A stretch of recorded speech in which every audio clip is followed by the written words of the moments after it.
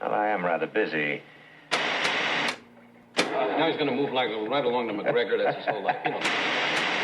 So at some point during one of my notes for Space, I wrote, boy, they're really, skirting around the Challenger. If they, I'm glad they're probably not going to mention that because that would be way too tasteless. The Challenger was like 7 years before this episode was made. It wasn't even a decade. This would be like having, in 2008, a show where, the terrorists who blew up the World Trade Center were controlled by aliens. They wouldn't do that. That would just be, and then they mentioned the Challenger explosion, and this was just, I think we have our first legitimately bad X-Files episode. Yeah, this is terrible. Yeah, it's not good. Like at all. There's nothing good about it. No, they're Mulder and Scully are barely in their own episode. The villain is not scary. The villain makes no sense. The plot makes no sense. Again, it's tasteless and, icky to, have this particular plot. Again, not even 10 years after one of the, biggest, disaster, a huge disaster. Like It's hard to. You're right, because I had forgotten that the Challenger was 1986. So you're right; it would have been 7 years before this episode was aired. Which is you're right. It's tasteless to the nth degree, and that was a tragic situation, and really was a black mark for both the space program and for NASA. And I think you're right that to put it in this sort of fictional context and to say that the reason why the Challenger exploded was because some sort of alien ghost was controlling the guy in charge of the jet propulsion laboratory or something. And when in real life, it's because, just of a fucked up oversight with a piece of equipment, that at one point he mentions, we have, all of these steps and checks. Like part of that is because, there was that oversight at that point. This is why they're trying to make this large. There's an attempt to have a theme where he's saying, we used to be on the front page, and now the only reason anyone pays attention is when something goes wrong. I'm trying to protect the space program and everything. And certainly the Challenger explosion was a reason that, space travel started to go down, I'd assume. Well, I think that, maybe. I'm not. It certainly happened to coincide with a lot less of a focus on it, but they do have that line. I think it's in this episode actually, because it would make sense because they're talking about the space shuttle program. But a lot of people did feel like the space shuttle was NASA setting its sights very low, and that it was sort of a diminishing of their ability to project out into space. They had come around. They did the moon landings a few times. They launched the Hubble telescope, which was a big deal. Things of that nature. And then the space shuttle program was very much like, okay, let's send a 747 up into the atmosphere, which, okay. Now, I'm not super well versed in the space shuttle, so I'm not going to be talking about that necessarily, but I can see where this episode was trying to go. I agree with you that putting the Challenger in it was perhaps a bit too much. And I don't know how it would have really played in 1993, but I mean, obviously they had 20 more seasons of the show afterwards, so it wasn't like it made so much of a controversy that, it killed the show. So right. But I don't really know the episode's fundamental problem, because you could have this episode work, I think, is that you're right. They needed to do a revamp of the villain for this episode because it is a ghost. Laughable. It's the kind of thing that like TOS season 3 would do. And if you're not familiar with the original series of Star Trek, that is not a compliment. But also, you're right. Like Mulder and Scully are not characters in this. They have no agency. There's no reason for them to be there. They don't do anything. And it just feels like you're watching them watch another episode of like The Outer Limits or something. It feels like whoever wrote this episode had this story in mind and altered it when they, to be an X-Files script, but this could have been any one of a half dozen, science fiction shows. Maybe it was a rejected script for The Outer Limits. Who knows?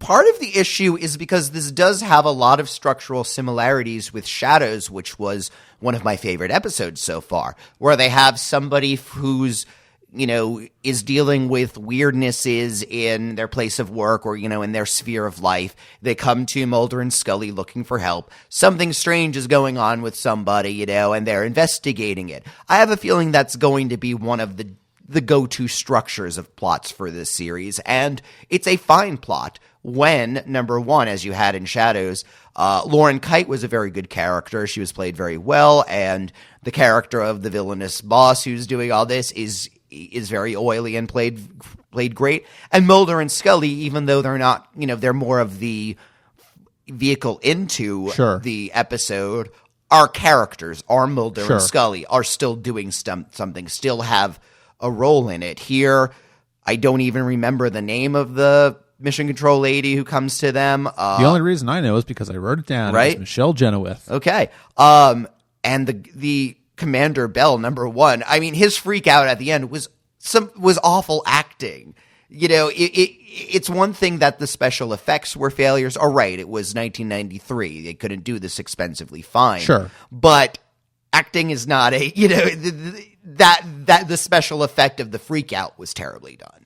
Yeah, and I think you're right, and I really what it comes down to is that especially at this point in the X-Files, and the X-Files again is a show that does a bunch of different types of stories, and it's very locked into a certain type of story right now, and the show really doesn't come into its own until it realizes that it can expand that palette and do other types of stories, and it will happen. Yeah. It doesn't really happen in the first season, but it happens, pretty quickly after that.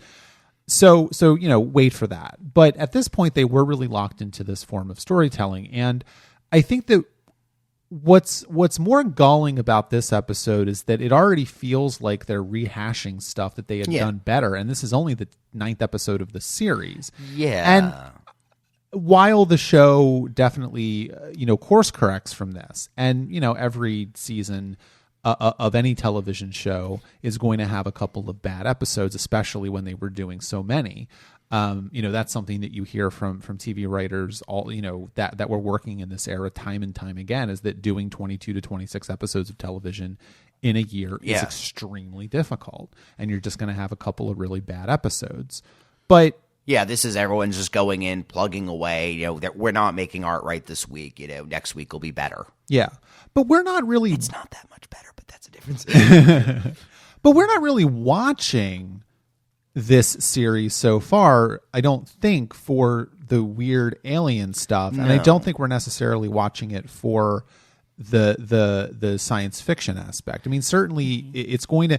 I think you're already starting to see that the X-Files is going to live or die on the success or failure of the monster of the week or the plot line of the week. This is, like we've said before, a procedural, and it's not always locked into that, but a lot of the times it is, and it's only going to be as successful as the mystery.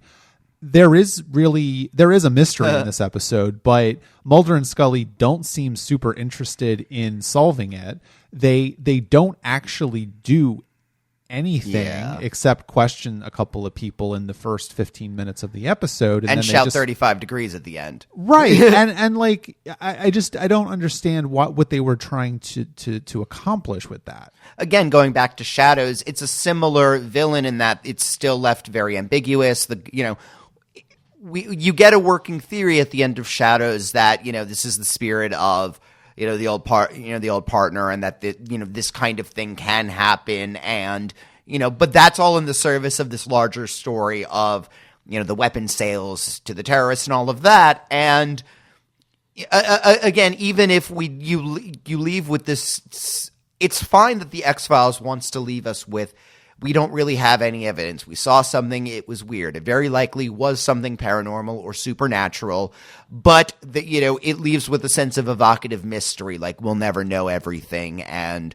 we're going to keep trying against it. And again, Shadows certainly had that, and even when we didn't know what it was, these scenes where the ghost was attacking were scary or visually distinct or interesting or moody or whatever. And not at all the case here. I can't remember, I was cracking up laughing during all of the ghost sequences. And well, right, because I think the primary problem here is that you don't have to understand completely what the mystery of the week is, what sort of structure it takes. We don't have to have an exhaustive study of the Jersey Devil to like that episode and get what it's doing. We don't have to have a scientific understanding of what the Ghost and Shadows is, but we kind of have to have some kind of idea about how it works and what the rules are. And in this episode, I could not tell you what the thing was, what it was doing there, what it was trying to do.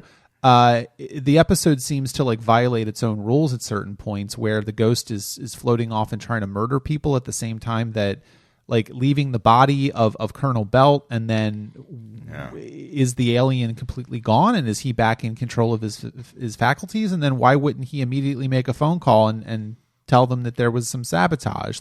There are huge plot holes here that cannot be waved away. Yeah, and I mean, perfect.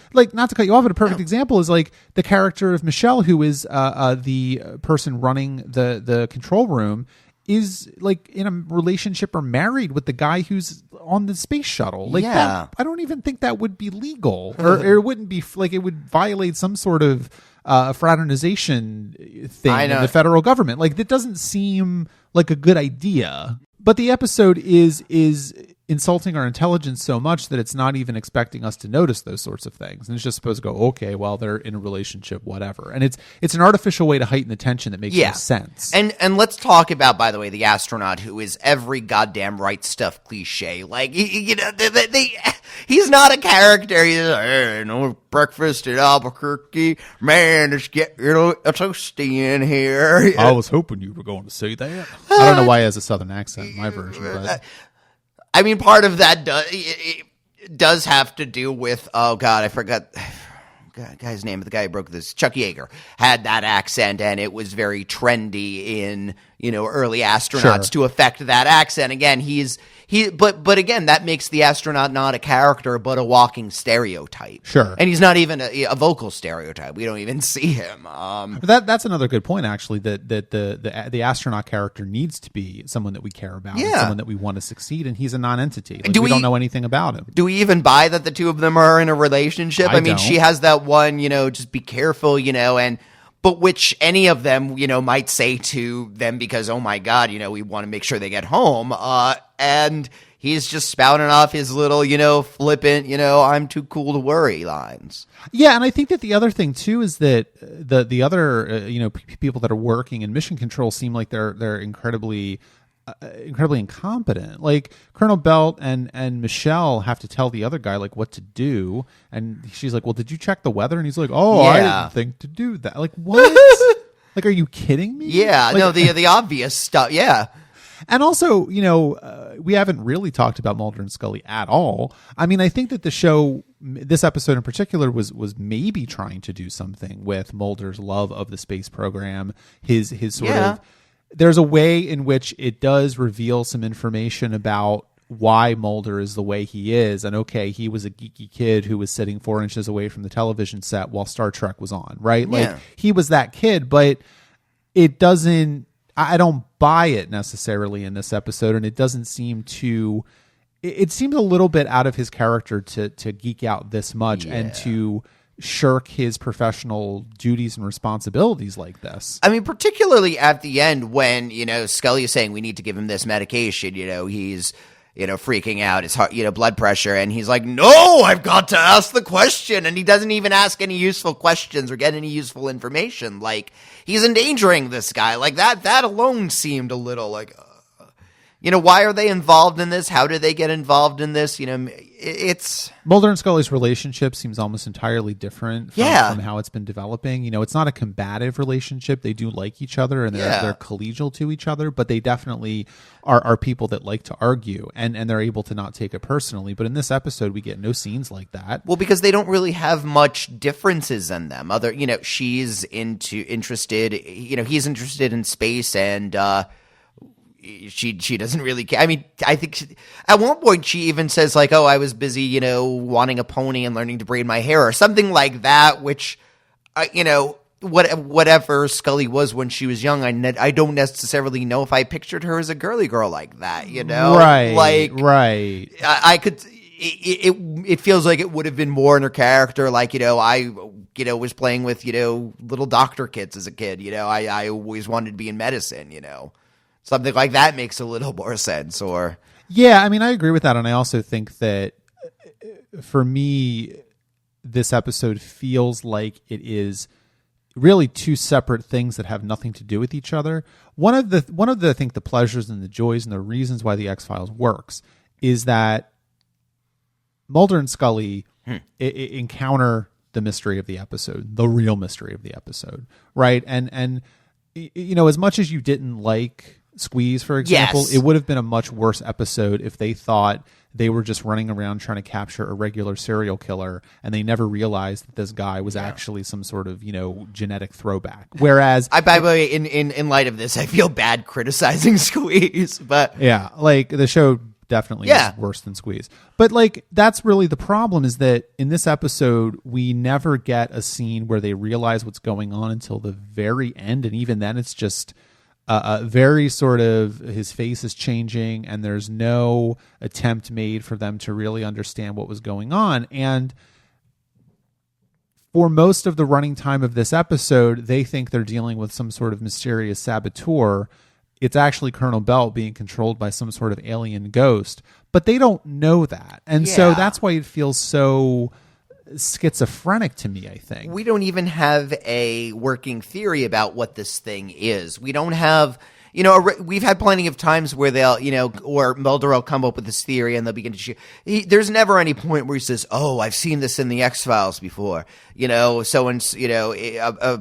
There's ghosts in space, and it turns out that, spirits, I don't know. Well, they don't even half-ass anything. Yeah. Well, he doesn't know it exists until the very end of the episode, and that's part of the problem why it doesn't work. And we don't even get the sense that he cares. Again, Ice ended with the, thing that, oh, this is gone, but I still, wish I knew what this was. This is like, wow, bunch of weird shit happened. I learned nothing, but, what a day.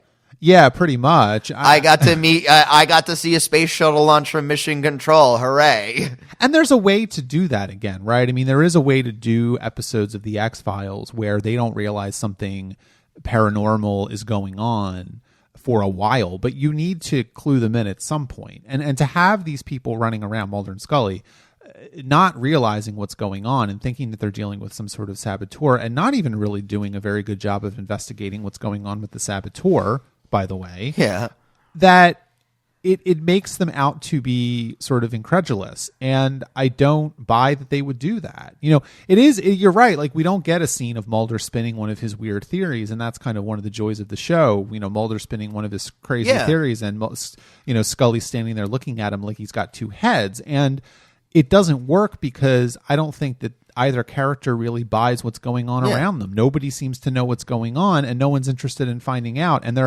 they're not acting, they're reacting the entire time. And we don't watch this television show to watch these two characters react. I also don't buy that neither Mulder nor Scully would make a phone call to try to go over Bell's head to stop this launch. Like, that feels like the kind of thing Mulder would do. I mean, he has all these friends in Congress. They genuinely believe, which is the case, that this launch is going to be unsafe, that Bell is making poor decisions, that he's refusing to look at evidence. I mean, look what he does in the next episode. Like, it's, I thought you meant Bell. Yes, Mulder does not listen to rules in that way when he thinks that something, important needs to be done. You think he would at least try because, again, it turns out to be correct. This is an unsafe launch. Right. And I mean, I appreciate the episode trying to bring in some real world concerns about the ways in which the government doesn't really want to know what's going on, and people have to cover things up, and scandals and stuff like that. And, Colonel Belt and Michelle are both going up in front of the press and lying their pants off about it being a successful launch and there were no problems.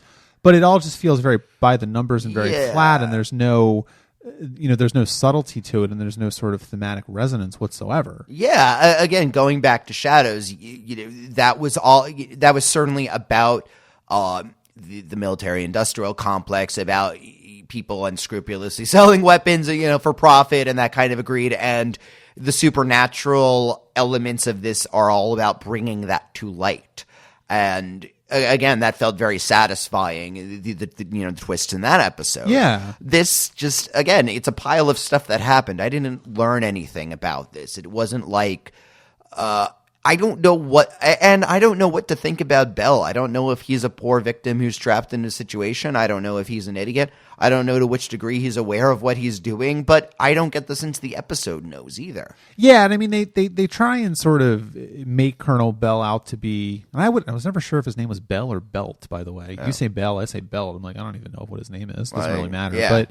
But that Mulder does try and spin out some sort of theory about it at the very end where Colonel Belt was being controlled by this thing, but subconsciously he was the one that was,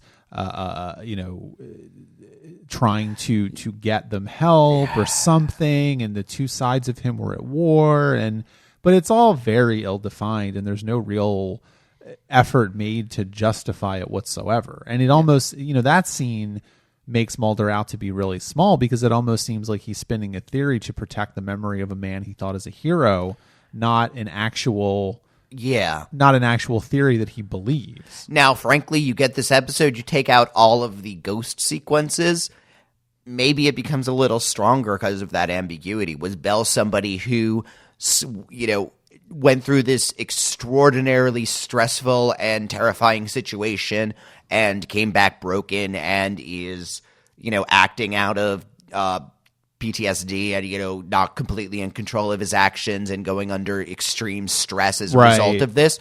Or is he somebody who's, possessed by an alien entity and we'll never really know, but, the price that we pay for, knowledge and exploration is certainly dear. Well, I think the last thing I'll say before we move on to Fallen Angel is the other problem I have with it is a very fundamental one, which is I don't necessarily know how long it actually takes to land the space shuttle, and they're running out of oxygen. They have 33 minutes of oxygen left. Could you actually go from low Earth orbit to landing in 33 minutes?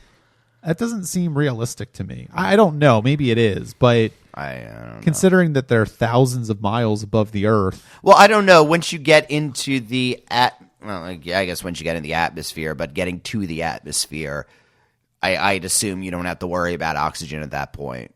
I guess that's true, yeah. But, well, I don't know. Anyway, it doesn't matter, but it's just kind of one of those things where it's like the episode doesn't seem to really have thought out all the ramifications of what's going on. Don't get the sense they've done much research in this episode. It's like I said, they were late on the deadline on this episode, and they just needed to get it in. Yeah. Well, and they wrote it in like 40-point font. Well, let's move on to Fallen Angel then, which is a better episode. I both didn't quite like it, but I'm wondering if this is an episode that feels like it's trying to contribute to the mythology of the series. Given that we have a little bit more about Deep Throat, who's becoming an important character, we learn a bit more about Mulder's kind of reputation outside of the FBI, which I think is interesting. Mm-hmm. I don't know to what degree long-haired seizure beard guy is ever going to be like, he could very easily come back in a later episode or not. I have no idea. I didn't quite like this episode, and I'm not quite sure why, so I guess we'll figure that out. But it was a better episode, certainly. Yeah, I mean, it's a much stronger episode than Space, although that's not hard to do. I like this episode because it does a couple of things really well. I think number one, it's well constructed and it moves very nicely throughout. It doesn't really get bogged down, and it also, I think, does lend an air of real gravitas to the situation. I think an air of real urgency to the situation that was something that the show was perhaps not as good as doing at this point. Certainly some of it is artificial with the counting of the days and things like that. But I like that it is an episode which remembers that Mulder and Scully have a real relationship, that, Mulder is off on his own for the first 10 minutes of the episode and he immediately gets captured, which I love. I'm about to say, I don't buy him. I wrote a note, like, I don't buy Mulder being Solid Snake. He's a capable agent, but he's not a super spy. He's not going to be. And then he immediately gets caught. So I'm like, okay, Right, like the show realizes that he is not Solid Snake. Yeah, exactly. He's only going to manage it for about an hour before he... Right, and he's like obviously Yeah. in the middle of the woods taking pictures with light all around him, and he's like, yeah, he's going to get caught, and he gets caught. And obviously the reason why he gets caught is because they want him to meet Max. And then you get the scene where Scully comes back and is able to get him out of the holding cell, and then they form up and they do their investigation again. And that's why I think I like the episode, because I mean, at the end of the day, is the alien stuff that interesting? Is the ship, the fallen angel, that interesting? We get scenes about asteroids or whatever, meteors hovering over places and things like that. I love the woman who's doing the radar, going immediately like shocked, and the second time she's like, the meteor, sir. And you certainly get hints at a larger conspiracy at this point. I have warned you against taking the overall plot of the show too seriously, because it's never that well constructed and doesn't make a ton of sense. Yeah. It certainly makes some sense for a while, and then it kind of goes off the rails. This is kind of a dead end in a way. I mean, it kind of is and it kind of isn't. It is just another thing where the show is, I think, really remembering that it's about aliens. Yeah, and I mean, it feels like the world building is less it's less about, getting specific. We may never hear of Kneecap again. The organizations that he mentions, might never be named again. NICAP, not Kneecap. Sorry. I thought it was Kneecap, and that's why it was called that. No, it's NICAP. Oh, never mind. I mean, but I take the world building elements as more flavor here. We need to put Mulder. Part of it is it definitely wants to contrast Mulder to Mark. Is that his name? Max. He definitely wants to contrast Mulder to Max, because when he first meets Max, he's rambling, JFK and, government conspiracies and stuff. And this is the kooky government conspiracy guy. This is the guy who's living in a weird van with all these strange books, and, he's following all these things, and he has all this, equipment, and he's gone off the deep end.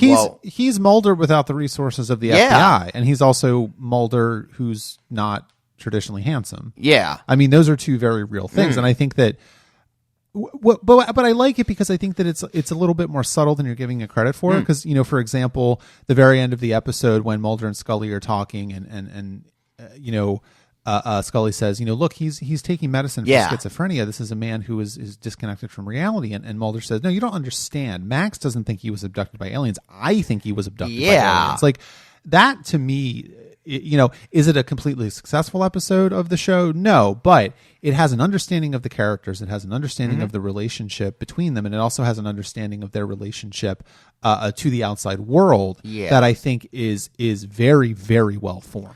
Yeah. I mean, it makes the detail that, in the conspiracy theory community, which is, probably being, on Usenet everywhere at this point in time, Mulder is a legend. Yes, he's the guy in the FBI who knows all about this stuff. The X-Files are going to be legendary. Sure. Mulder writes something under a pseudonym, just not really thinking about it. I mean, imagine how happy they were when they cracked that thing, I like that detail a lot, because it's true. Mulder would not go unnoticed by the kinds of people who are looking into everything.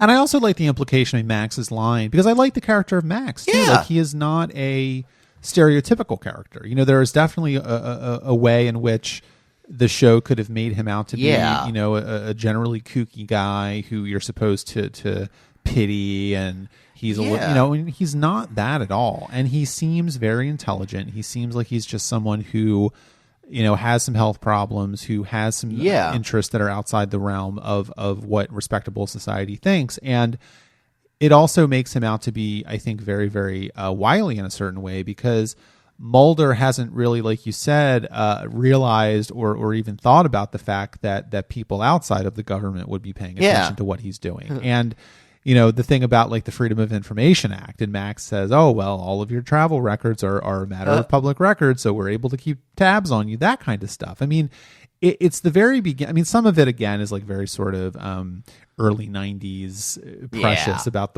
what the government would be interested in and what the government is doing and why the government is doing what it's doing and all that kind of stuff. But it all kind of works, I think. I mean, let's connect that to Mulder's line at the end, no government agency should have jurisdiction over the truth. And how weird is that in Trump's America, where the government is trying to have jurisdiction over the truth? But that not even jurisdiction. They're trying to create their own truth. And I think, that's what it really comes down to. I mean, not only in Trump's America, but also in this version of America, in the X-Files version of America. That's what they're trying to do. Yeah. And you had there's that pushback to that. Because, not to cut you off, but how ridiculous does Scully seem when she comes out with that line about a Libyan fighter jet? And Mulder's like, do you really believe that? And that to us sounds ridiculous, because how the fuck would a Libyan fighter jet end up in Wisconsin? It's not possible. But it's pretty. But I like that she very obviously hasn't thought of that critically, likely because she's dealing with, what the fuck problem has Mulder gotten into? Oh my God, how do I get him out of this? What's he on? What is going to happen? I have to play baby. All of those things are, when she's given that explanation of Libyan fighter jet, okay, great. That sounds logical, great. And she doesn't really question it but the second that Mulder says, do you really believe it? You can tell she's, she makes that week, well, it was very highly classified, and which even she knows is bullshit at that point. And again, she is, whatever it is, whether this is a genuine, whether it's whatever this is, whether it's a UFO in the sense of experimental jetcraft or UFO in the sense of alien ship, she's open-minded enough to realize that, yes, the Libyan fighter jet doesn't really hold up to scrutiny, and let's assume it's a lie. Okay, well, what really is it? Right, because, at the very end of the episode, you've got that great Mulder line, which is, what do you do when lies are stamped with an official seal or something like that? And I think that's one of the other reasons I like this episode, is that it definitely has a sort of cadence to the speech, and it definitely, Chris Carter, I imagine that he put his fingerprints on this. He wrote Space. I don't know what the fuck he was thinking. But he definitely has some speechifying in him. Very similar, I think, to the sort of stuff that J. Michael Straczynski writes sometimes. Only it's a little better than that.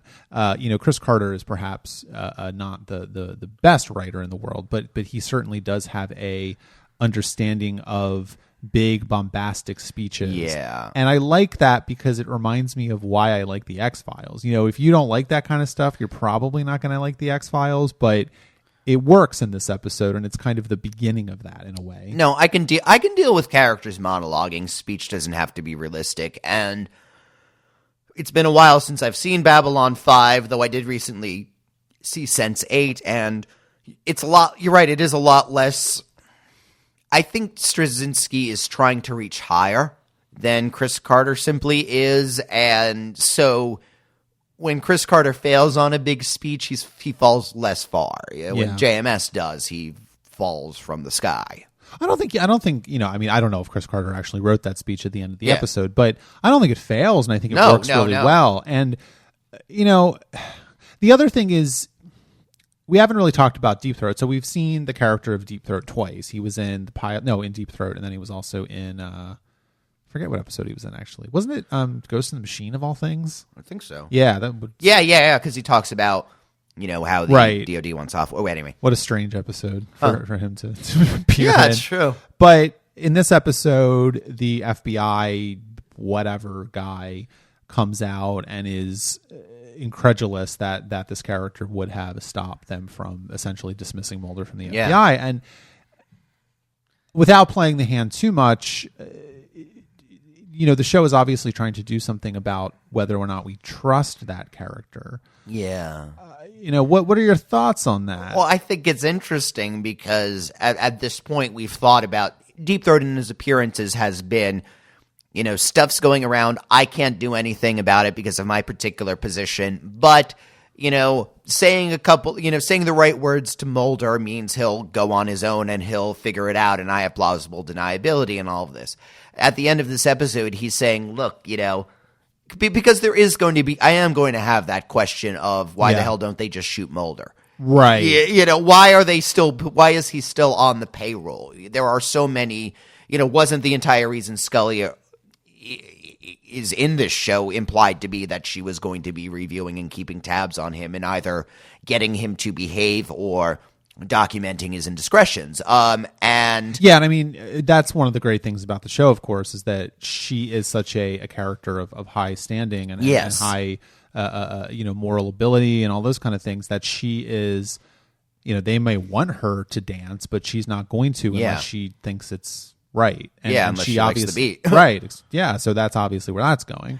But at this conversation, Deep Throat essentially says that if they were to let Mulder go, which they very easily could, from this incident, from any one of a number of other incidents, from incidents that will occur, they could fire Mulder very easily or even further bury him. But if they let him go, they don't know where he's going to end up. Will he end up at NICAP? Will he end up with an even worse organization? Is he going to go to the CIA, God forbid?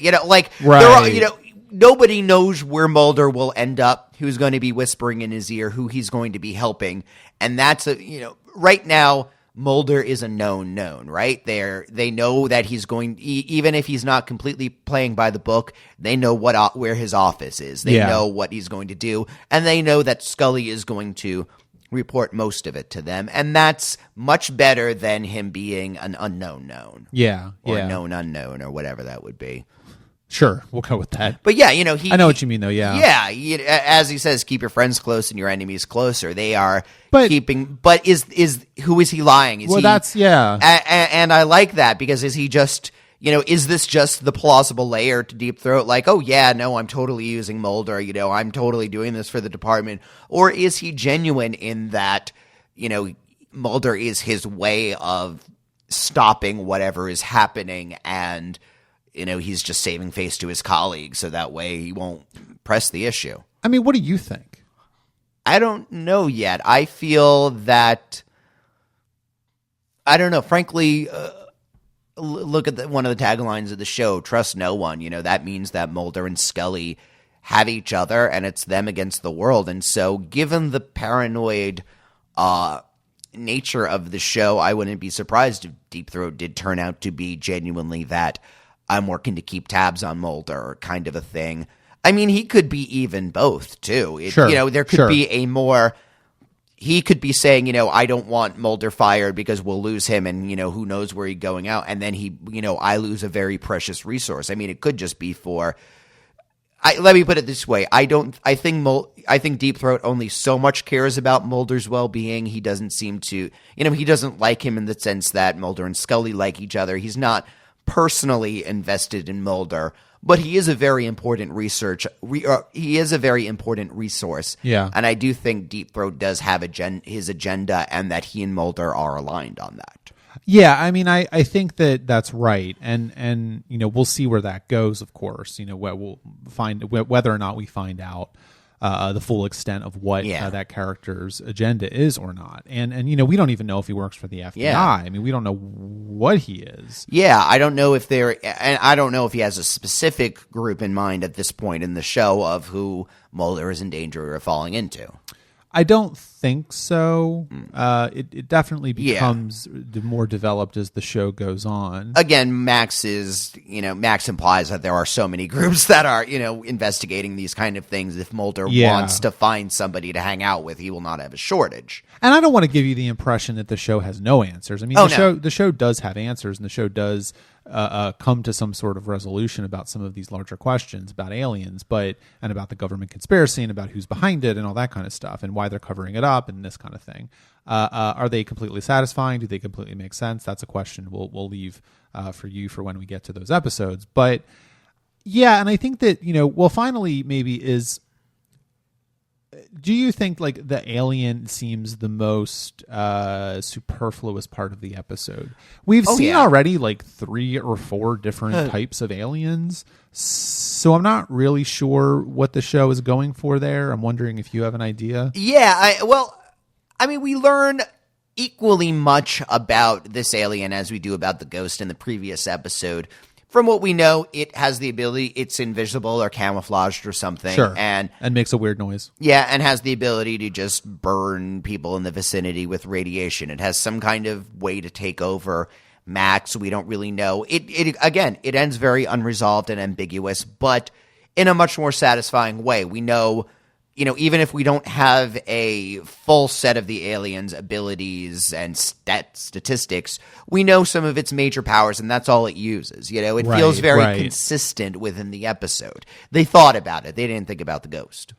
Yeah, I would agree with that. I think that they have a kind of idea about what the alien is and what it's doing. And if we don't have all the answers, well, that's okay. And frankly, this episode realizes that not showing the monster is a lot scarier than showing a shitty monster. Yeah. I mean, the most we get is kind of an image of a man. And, but more of a humanoid figure. Right, and right.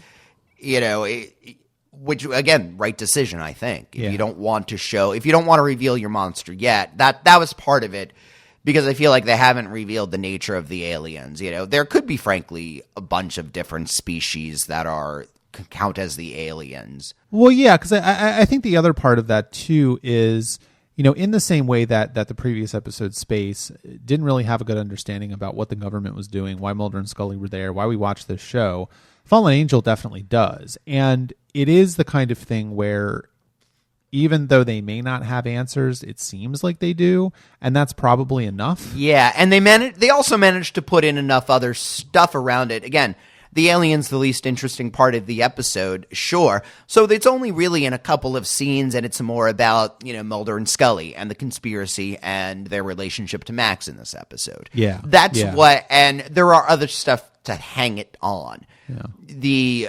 The ghost in the previous episode had nothing else to hang it on. And yeah, exactly. And I think, too, that the character of Max and the character of Mulder play interesting roles for each other, because essentially both of them are hope for the other person. Max is using Mulder as hope for, the truth getting out there. And Mulder is using Max for hope that aliens are actually abducting people and that they're coming back and they're okay.